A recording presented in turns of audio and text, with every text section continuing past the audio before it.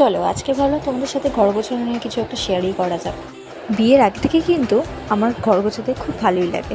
আজকে সকাল সকাল উঠে অনেক কাপড় ধুয়ে দিয়েছিলাম, তো সেগুলোই শুকানোর পর গোছানোর বাকি ছিল আমার।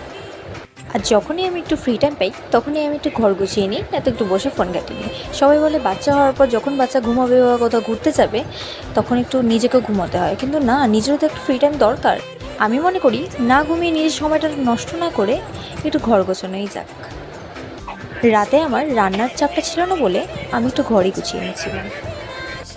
আর ঘরে বাচ্চা থাকলে জানি তো ঘরের অবস্থাটা কেমন থাকে। আর আমি কিন্তু এই বাড়িতে থাকলে একদমই বাইরে বেরোই না। বেকার বাইরে বসে মানুষের নামে পিএনপিসি করাটা আমার ঠিক ভালো লাগে না। তাই ব্যক্তিগতভাবে আমি মনে করি যে নিজের সাথে নিজের মতো করে থাকাই ভালো, একা থাকাই ভালো, অত লোকজনের সাথে না মেশাই ভালো। যত মিশবা তত ঝগড়া হবে, তত কথা কাটাকাটি হবে। আগে আমি এরকম অনেক দেখেছি, তাই এখন নিজের মতো করেই নিজে থাকি। কি বলো তো, মানুষকে যত পাত্তা দেবে তত তোমার মাথায় চড়ে বসবে। তাই এখন আর কাউকে পাত্তা না দিয়ে যখনই আমার নামে নিন্দা হয় তখনই আমি তাদের পাশে গিয়ে বসে পড়ি।